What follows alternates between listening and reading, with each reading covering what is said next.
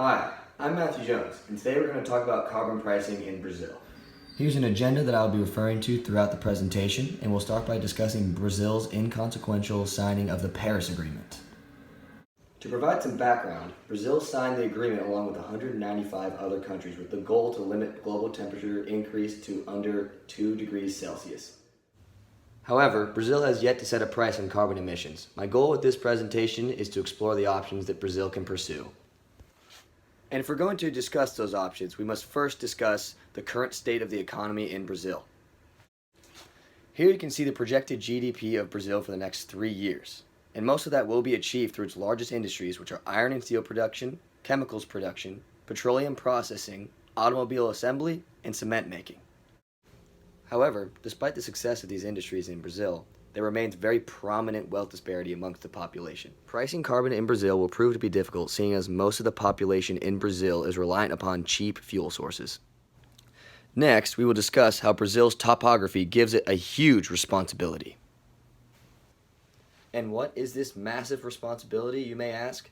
Well, the answer simply is the preservation of the Amazon rainforest. We have already lost 20% of the Amazon rainforest, and most of this rainforest is on Brazil's soil. So we must hold Brazil accountable if we want to have the largest rainforest in the world survive. Without proper scrutiny, we get the results seen in this graph. Brazil far surpasses all other Latin American countries just through its land use change and forestry alone.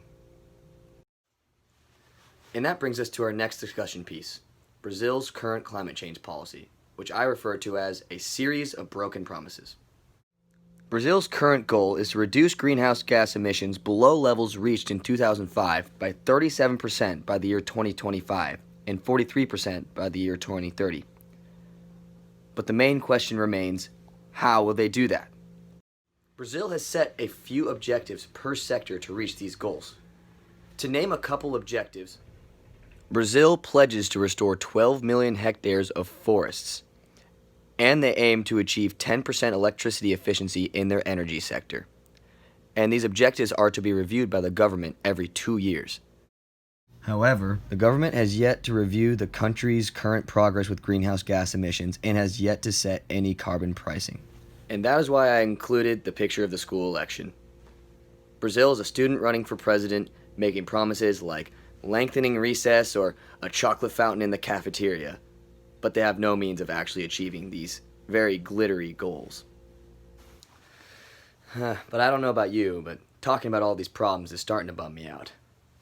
Let's talk solutions. When choosing a method of carbon pricing, we have two options, carbon tax or cap and trade. We will begin by discussing a carbon tax. Simply put, a carbon tax is a tax on carbon emissions, and we have seen that it's had a very positive impact on the jurisdictions that have implemented it. British Columbia in Canada has a shining example of a successful carbon tax, as they saw the price of gas per liter raised by 7 cents. And the revenues collected through the tax are used to lower income tax and corporate tax. Now British Columbia sees the lowest rates of both taxes. However, Brazil's main industry is classified as energy-intensive trade exposed, meaning that it's very vulnerable to carbon leakage. Any main industry in Brazil may just go to another jurisdiction with lower tax, ultimately displacing the emissions to another country. Now on to cap and trade, which is a system in which Brazil would set an emission ceiling for all the industries. Firms that manage to stay below the emission ceiling can sell their remaining emissions to firms that wish to go over, ultimately stimulating those firms into finding more energy-efficient solutions. Companies in an energy-intensive trade-exposed country will automatically receive extra trade credits for carbon emissions. This way, Brazilian companies can quickly make enough extra revenue to invest in minimizing their carbon emissions. And as a result, companies that would normally leave due to a carbon tax will see benefits from carbon pricing and comply. So at this time, I would like to review the key takeaways for you and the audience to reflect on. The first takeaway is that Brazil's actions have a huge impact on the world. Being the 5th largest country with over 200 million people and 60% of the Amazon rainforest on its soil, it heavily influences the global climate. The second main takeaway is that Brazil has made many promises without means of enforcement. The government has yet to review the country's current progress with greenhouse gas emissions and has yet to set any carbon pricing.